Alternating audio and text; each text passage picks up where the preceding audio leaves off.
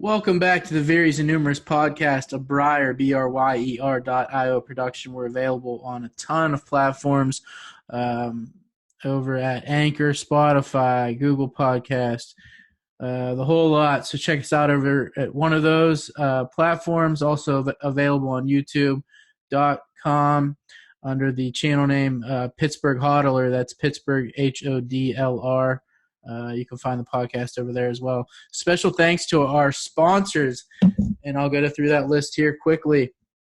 Vinx Coin is the world's first decentralized fine French wine and vineyard-backed security token offering where anyone can be a fine French wine and vineyard owner from the comfort of their home. Vinx removes high-cost entry to the fine and French wine vineyard ownership markets. Check out Vinx Coin at vinxcoin.com. That's VINXCOIN.com. Trios. What is Trios? Trios is an economy and an ecosystem.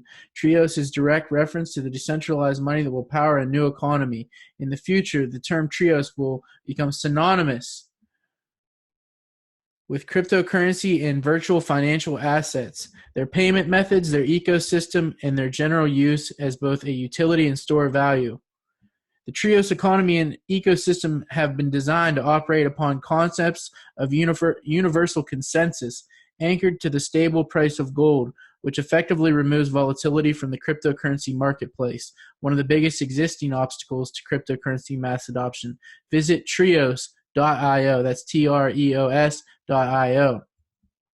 Charon Coins, you found the brick-and-mortar financial institution where you can safely trade dollars for Bitcoin, USD to BTC, over-the-counter, OTC, and person-to-person.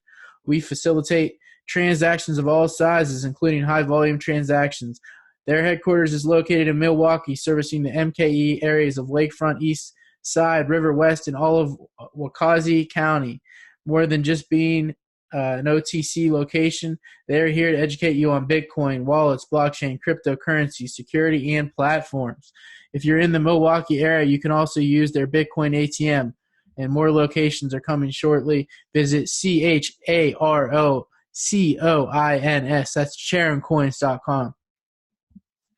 Bitcoin SOV, Bitcoin Store of Value, is an emerging community-driven project that is a decentralized team the world over. It is a proof of work mineable ERC20 and has a deflationary design with token burns to ensure your value is stored over time. Check out their site where they're working on all sorts of interesting stuff. This project is completely decentralized across the world over at btcsov.com. Lucio Paletti is a digital artist and self-described propagandist. Known for his iconic Bitcoin artworks. Lucio's #1 goal is to spread the message that Bitcoin is better money. Check out luciopaletti.com. That's LucioPoletti.com. Bitcoin XRC is not a fork of Bitcoin. It is a new crypto asset, simple and transparent with long-term vision. With a long-term vision for investors and scarcity to help drive its value, there will only ever be 2.1 million XRC. Check out their project at bitcoinrh.org. Flashcoin is a reinvention and a new sponsor of the Vires and Numeris podcast. It's a reinvention of Litecoin, built to scale for the worldwide commerce and fast enough to handle everyday transactions. It's extremely fast. I've used it many times myself.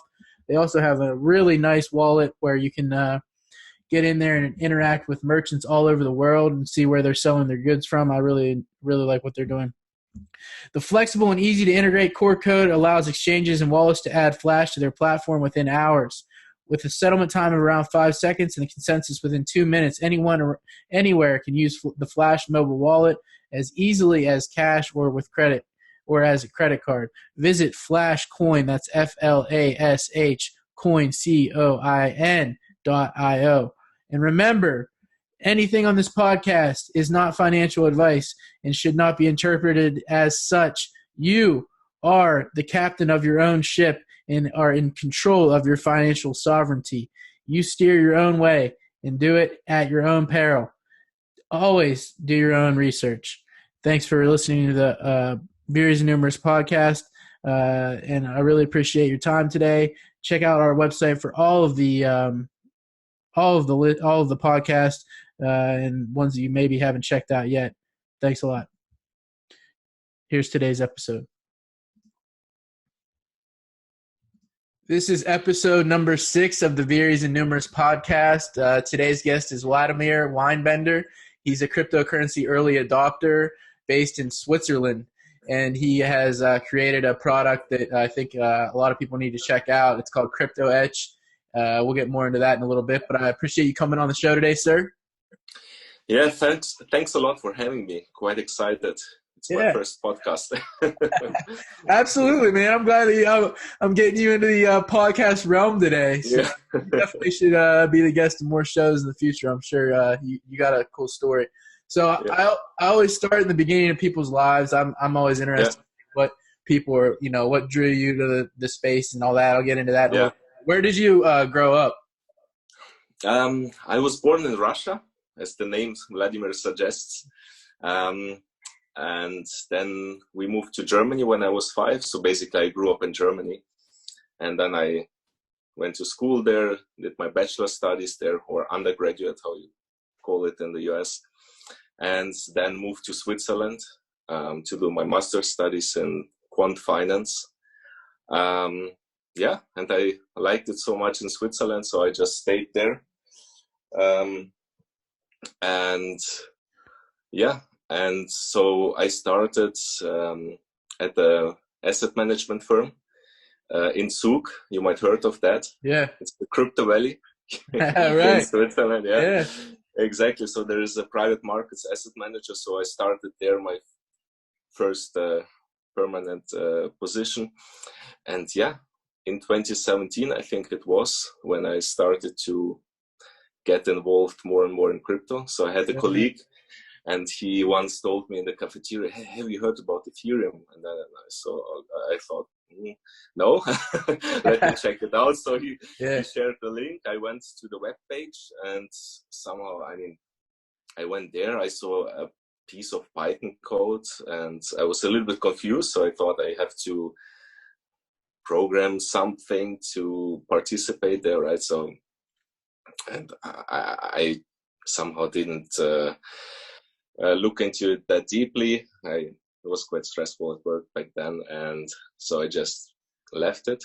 And then after 2 weeks, he came back to me and then said, "Okay, the price doubled." So he bought in at $8 or so. Yeah. The price doubled, right? And that's the point where you get interested. Right, euphoria starts to kick in, right? You're like, wow, what is this? This guy's getting rich. I want to know what this is all about. Yeah, it's the same, right? It triggers your human, the instinct, human instinct, right? It really does. So just to back up a little bit, what were you interested in? You studied finance and stuff, so have you always been interested in money? Like how money works? Yeah, it's funny. So I studied mathematical finance or quantitative finance, right? So it's like a mix between mathematics, like pure mathematics, and complemented with finance and economics courses. And the funny thing is that during that time, we were never taught what money actually is, right? Right. You learn all about these models, how to model things, and but nobody tells you what money is. So so I just learned about money, or started thinking what money is when I was 30. So basically when I got involved into crypto and Bitcoin, and I was just thinking, okay, something that I thought university ought to teach me, I had to learn it myself, basically, right? So it's a pity. And I will teach my kids early on what money is.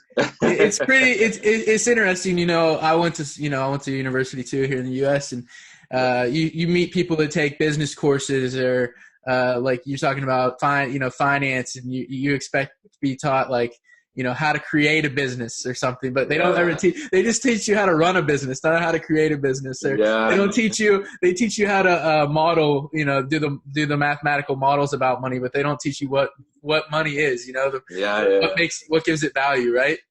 Yeah, exactly. And I mean, maybe it's on purpose, who knows, right? Maybe they don't want you to find out what money is. I think I have a feeling that there's something more sinister behind it. Yeah. Yeah. No, I'm so lucky that I finally learned it via my journey in crypto and Bitcoin. Yeah. So did you start reading any economics books, like any particular, like I read a lot of Austrian economics. Did you get into those or any of those exactly. Guys? So I read the Bitcoin Standard, which I found quite good.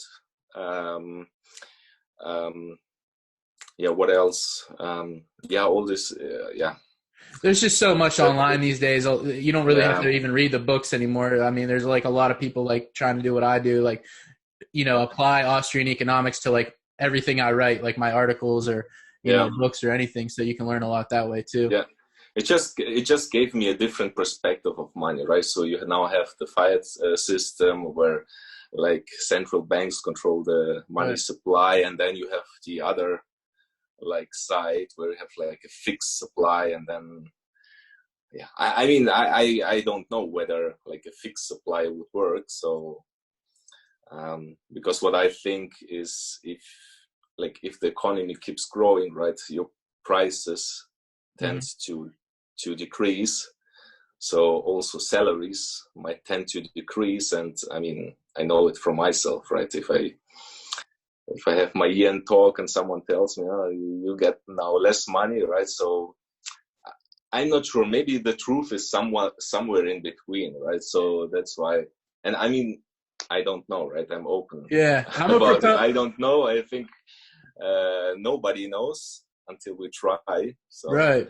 That's the beauty of the blockchain space, obviously Bitcoin has the finite supply of 21 million. Yeah, exactly. There are other projects that are doing more of like, trying the other way where, there is more of an inflation rate and they burn tokens or whatever. So it's the competition that is just, the beautiful thing. It's like capitalism coming to life in money. So it's perfect, exactly. Right? There's so much to learn. It's really excited to be in the crypto space. I mean, so many disciplines come together: mathematics, game theory, economics, and politics. So it's super exciting to be part of that. You found Ethereum through a friend. When did you was Bitcoin, you found it almost automatically after that, like once you... Yeah. No, I think I heard about Bitcoin the very first time. That was in 2011. While doing an internship at a Swiss bank, and this guy mentioned it, right, and then said, hey, this will change the world.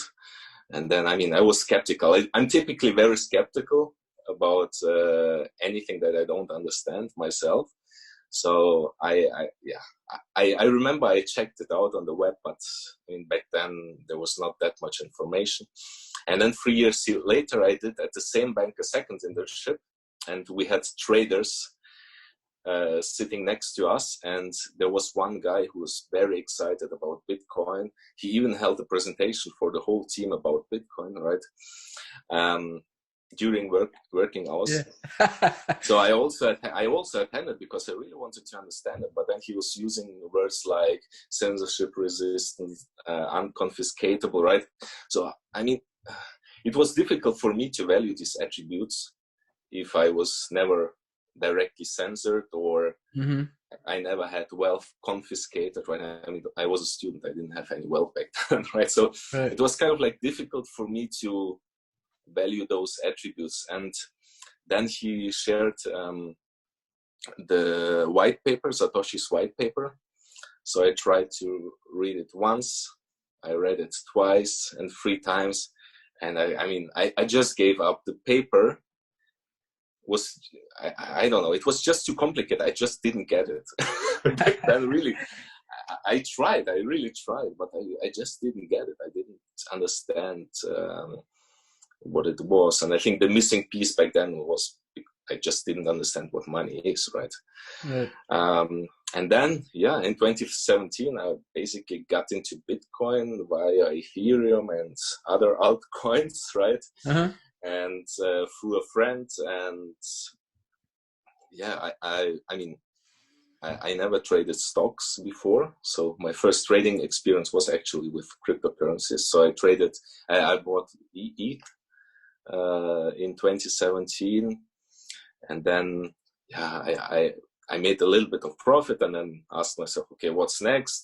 So I was on Kraken back then. So I checked the list of the cryptocurrencies that were available because, I mean, I really had no clue what to buy or what to trade. So it was just like, I didn't invest too much money into that because I was still skeptical. and then, sorry. And then I bought Litecoin, I remember, with the reason that it was faster than Bitcoin, right? And then over time, I started to learn more and more about Bitcoin. So I had another friend at the firm who shared with me like how mining works, what a blockchain is, right? And I had a few coffees with him where I asked him questions. One of the questions was, okay, what happens if there is no block reward anymore, right?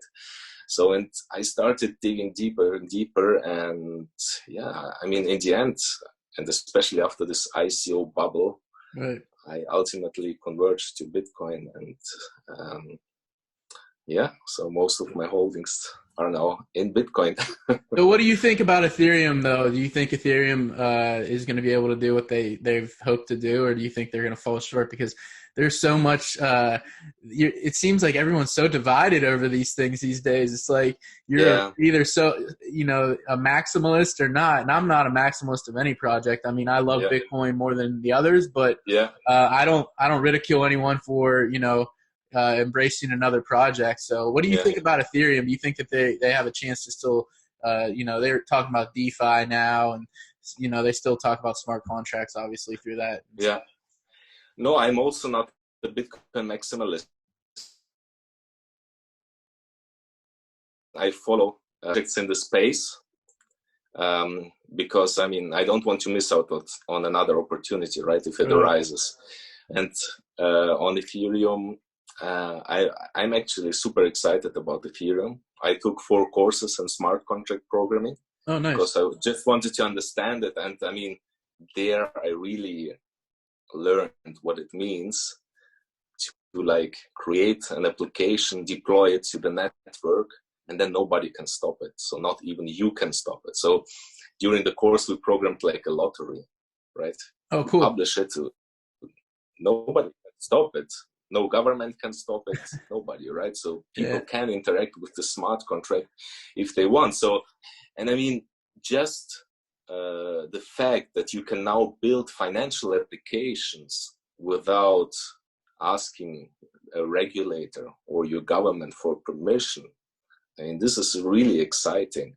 And I mean, of course, if you open it up for everyone and everyone starts building, I mean, it's clear that in the early phase, a lot of people will lose a lot of money because of hacks or badly programmed smart contracts. But I think bad over actors. time, or hackers, exactly. But I think I'm confident that over time we will see like protocols that people can use basically without any risk, right? But I think it just takes time, and I'm excited, also about Ethereum. Yeah, I think Ethereum's doing some cool things. I hope they succeed, because I view the entire ecosystem, the value of the ecosystem is like all combined to me. The top projects are gonna work together to, that's why I think Chainlink has a good chance of being really successful and bringing a lot of value through their Oracle. Is if all these all these blockchains with interoperability can communicate, it's like the entire value of the network just expands exponentially. So it's all these people that just want one blockchain. I'm like, well, you just don't understand the whole system. To me, it doesn't make much sense. No, I think we all have the same goal, right? Everyone in the space has the same goal. And I hope that people will come together, build something great, instead of being like having this tribalism that we see nowadays, especially on the Bitcoin side. Right. What are your thoughts on privacy coins? Privacy coins. Yeah, I mean, I think privacy is extremely important, right? I mean, at the moment, I really struggle. For instance, if I send someone a payment, right, I don't want him to see how many Bitcoins I own, right? I mean, yeah, it's a little bit difficult. I mean, there in Bitcoin, there are solutions like these mixers, these coin joins that you could use, but I think for normal people, it's too complicated. I agree with you. I mean, I haven't used it, so even if I wanted to use it, I think it would take a lot of time to learn about it, right? And I don't know. I haven't, to be honest, I haven't spent too much time on how to use coin joins and haven't tried it out yet. Maybe it's easy, right? But there are wallets. Coin join already sounds like there are wallets now that, like Wasabi wallet, that has the mixer built into it. But now, that one guy last week, I don't remember his name, he was running an exchange or whatever, and he just got in trouble, for mixing coins, allegedly, so innocent till proven guilty. But, so you have to be careful with that stuff. Like, I don't know what's going to happen. It's this, it's one of it's like crypto's kind of like a moving target. Everything's just being innovated in front of our eyes. So it's like they don't really have the laws on the books yet. So you don't want them to come after you, I guess. But who knows? I mean, maybe a society where everybody knows about all the transaction of everybody else could also work. Like in Sweden, apparently, people know each other's salaries, right? So something that I could not imagine here now, but maybe, who knows? Maybe it could work. Yeah, I agree with you, though. I think privacy is like integral to freedom. I think we have to have our privacy, and it should be. That's another reason I think cryptocurrency is great. Is that it really does let you control your own wealth. Not even the bank knows what you have. The teller you go to the bank today, and the teller knows how much money you have. It seems pretty invasive when you think about it. Like you just step back a little bit, right? Yeah. No, I'm excited about privacy coins. I have a few Moneros just in case. Yeah, there you go. So just a little bit of diversification there. So you started you found Bitcoin, or you found Ethereum and then Bitcoin 2017. When did you determine that you were really going to get into this and be like, wow, you know what, it's time for me to dip my feet in the entrepreneurial water, and you created a product called CryptoEtch, which is a stainless steel tablet where you can users can holders can engrave their private keys. When did you decide you were going to do that? I mean, at the beginning, right, I just invested money that I was willing to lose. And at some point, I mean, when the value of your cryptocurrencies grows over time, right, you come at a point where you start thinking about security. Right. I mean, if you create a wallet, right, you have this seed phrase, 12-24 words, and then they ask you to write it down on paper. And I mean, I just didn't feel safe about writing it in plain text on a piece of paper, right? So, I mean, who knows, right? If there's a fire or flood, or I don't know, my kids take it and throw it into the bin, right? Your dog can get a hold of it, anything. Exactly. Yeah. I mean, then it's lost, right? So then I started thinking, okay, how can I make it secure or protect it against fire and water? So I checked out the existing solutions out there. There are quite many of them where you can basically engrave your phrase, seed recovery phrase, into metal. But I always felt it's just too expensive.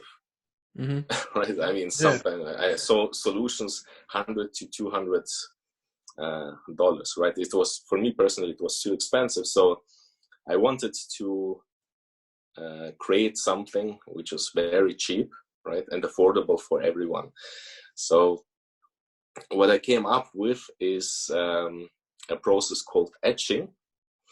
So in etching, or like, you basically use acid to cut into uncovered areas of a metal surface. And in etching, you basically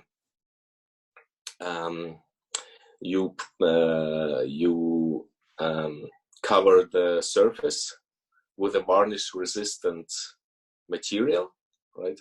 Mm-hmm. And then you take an engraving tip and you engrave whatever you want. So it can be letters, like if you want to store your seed phrase. I mean, you can also, I don't know, for your girlfriend engrave a heart or whatever you want, right? Right. So you're pretty flexible, and this is something that I didn't have in all the other solutions. Yeah, and then basically I did it for myself and it worked, and then I thought, okay, why not offering this to other people, right? So I ordered a few plates, credit card size, metal size plates. So I varnished them. I bought all the ingredients that you need. So this engraving stick. Then I also included cables, batteries, and yeah, that's basically it. Yeah, you were kind enough to ship me one of them, and I really loved it. I showed some people; they were like, "That is so cool." Yeah. So I really appreciate that. You sent me one, and that was a couple months ago now, and it got here quick. And you can't send some of the liquids obviously across the border, but those are super cheap and easy to get a hold of, anyways. Yeah, exactly. I mean, the only liquid that you need is salt water, and this you can do yourself, right? Yeah. It's just normal water with normal salt, and the acetone that I typically also include in the kit is basically just to remove the varnish in the end. But you can also use something else, right? You have a girlfriend or a wife, you might have that, there, right? So, yeah. If you have a lady friend in the house, you might already have that. Yeah. So where did you get the first metal sheet? I'm I want to have entrepreneurs and economists, and obviously this is a blockchain based show, but I'm curious about this production process too. Where did you get the first stainless steel? I don't expect a store, but name or anything, but where did you go? Did you have an idea how to get all these materials and stuff? I mean, the metal plates I got from Germany. There's a website, so you can order it. You can order the size, right? And then the varnish I bought here in Switzerland, and the metal, the engraving tip I ordered on Alibaba. So I think the value that I add with my product is I send it to you, and you have all the ingredients, right? You don't need to buy the cables and the batteries and the plates, right? That's basically the value that I provide, right, with that product. So I ship it all to you, and you don't need to buy anything extra to get started. The free market at work, right there. That stuff came from all over the world. You're putting it together for people. I love it. Yeah, exactly. Yeah. So what was your friends, were they pretty shocked that you created this product, or? Yeah, I think that they found it quite cool. So I also shared the kit with a few of my friends, and they liked it a lot. So yeah, but I think, I mean, there's just too few people that I know that are in crypto that have a lot of wealth, right, that they would want to protect by using metal plates or It's coming though, it's definitely. Yeah, I think we're still very early. Just if I look around at my job, just so few, not too many people that are in crypto. A lot of them have heard about it. A lot of them are skeptical. In my opinion, we just entered phase 2 of this whole thing. I think there's going to be 3 phases. The early adopter phase is coming to an end. Now we're heading into more of a mass adoption phase, and then the third phase is everyone's using blockchain stuff, applications, and they don't even realize, it's just commonplace. Yeah. Yeah, let's see. Let's hope that the masses will come. Absolutely. What are your thoughts on like where Bitcoin's going to go in the next 2 years in the market? Do you think you have a pretty good feeling about these next couple of years that we're in this bull market? I think we're in a bull market right now, obviously. Yeah. No, I agree. I think it looks quite bullish right now. I mean, I typically don't like doing price predictions, right? Because nobody knows. In the end, everything is driven by humans, right? Right. How do you think about it, right? So it's you never know, but I think once people realize the value of Bitcoin and that it is an alternative to gold, right? I think then we will see like a lot of people coming into that space. And I think this will be institutions, right? Who cares about maintaining wealth over long periods of time, right? People who have a lot of money, right? So it's not the average Joe out there who is like struggling. But I think it will be institutions, pension funds, maybe, right? And I think it needs a lot of education to convince them that this is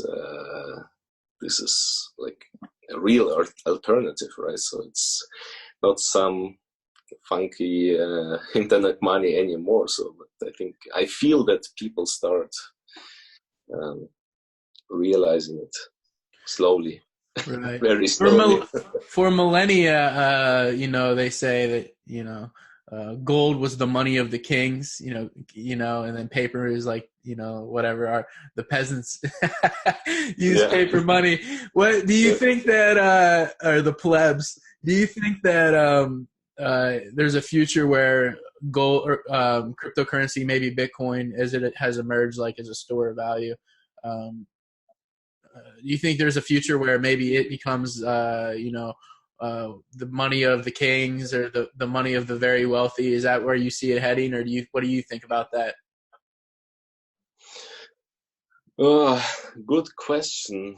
I mean, good question. I mean, I also follow a lot of alternative cryptocurrencies like Nano, right? So I see what they're doing. So they basically move into Africa, to those places, and try to convince people to use their solution, which is cheaper, right? Is faster. So I could imagine that like the lower income areas will probably adopt something right, like an alternative currency. But I mean, Bitcoin was the first, right? It has the brand, and I think it will stay number one. Although I have my concerns about the future, right?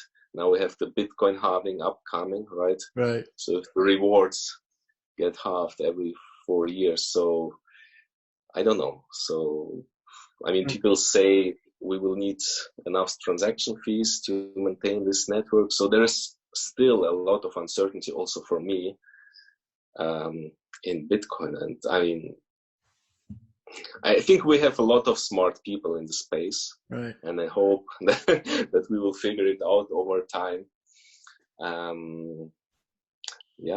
Just for posterity, we're 78 days away from the halvening, the third Bitcoin halvening now. Just in case somebody's watching this in 100 years, which I hope they are.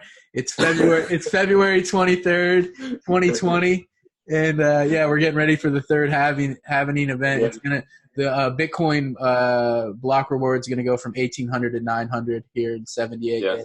It's like May 12th, I think, is the projected date right now. And then is it the second one for you? It's the first one for me. No, this is I found Bitcoin in 2009, so I was like, I didn't know any. I didn't know any until 2010. But this is I'm getting pretty excited now. This is I think this is the most exciting one yet. Everyone's really been anticipating this one after the 20,000 run on the last one. I think everyone's going to be pretty. I think something big's going to happen on this one. It just seems like I don't know. I've been saying 65,000 was my price target. You know, like you said, for this year. I kind of think it'll probably happen next year. I think we hit 30,000 this year, though. I'm pretty sure we're going to see a new all-time high this year. I'm confident about that. You know. Yeah, let's see. Let's hope so. Yeah. after the first halving, the price went up 8,000% in the next year. So I mean, just you do a little bit of math. The price right now is right over 9,000. So yeah, I mean, a lot is also driven just by people coming to the space, right? So not sure whether halving is now the trigger. Yeah, it's like our little Christmas event or whatever, you know. It's like the Bitcoin nerd community gets excited about. Yeah, right? Exactly. Yeah. So what do you think will happen with you know, the entire space in the next 10 years? Do you see a future where we go to the stores and everyone's, you know, using cryptocurrency, or, you know, will paper money go the way of, you know, the dinosaurs? Nobody's going to use it. The road, you know. Yeah. The home phone, everyone just uses their cell phone in America now. I'm sure it's the same there. Yeah. You know, what do you think about that? I mean, look, for my product, I accept cryptocurrencies as payments, right? So if I believe in that, right, I can accept it as a form of payment. So from my perspective, I think people will start accepting cryptos more and more, not only Bitcoin, all kinds of cryptocurrencies. Absolutely. And we also see now central banks building their own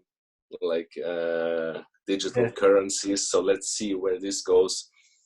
I think paper money as we have it now will disappear. That's my personal opinion. Over the next 10 years, I think a lot will be electronic. Maybe we will have paper money, just the $5 bills, or like. I tend to agree with you. Buy some bread, right? It's funny. I've been thinking about. Yeah, I've been thinking about this a lot lately. And I was sitting at a coffee shop yesterday, and I was watching the people. I was actually at Starbucks working, and I was watching the people pay. And I was sitting where I could see people inside and outside, like the drive-through, and I was just like blown away by the number of people that are paying with their phones already. So the leap really isn't like that fast or that big to me, like that people are gonna start using crypto. It's like as soon as it becomes like you know, a little bit easier, I just see that just being like the method. You know, just seems like such a better medium. Yeah, I mean, I also prefer to pay, for instance, now with my credit card, right?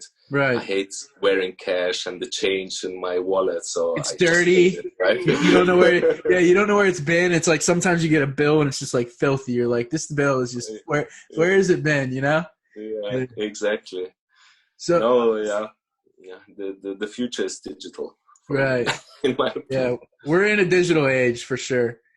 So to wrap up here, I always like to ask people at the end, what does Bitcoin, or we could say blockchain, what does it mean to you? For me, it means freedom. Just being responsible for my own wealth means a lot to me, right? So instead of holding like some gold certificates in a bank, and that can become worthless if the government decides to confiscate your wealth, right? So it's a lot of responsibility to manage your own money, right? But it's very powerful. So if you are in control of your own money and have like a secure way to store it, right? I think that's key for all the people that come into crypto, to have a secure way to store it and protect their cryptocurrencies. I love to hear that it means freedom to you, because that's what it means to me too. It's like the ultimate tool for us freedom lovers to get out and just, you know, build some things to make us a little freer, at least try. Yeah. So do you want to, I appreciate you coming on today. Do you want to plug your site real quick and your Twitter so people can follow you if you want? Yes, sure. Go ahead. Go ahead. I mean, after this interview.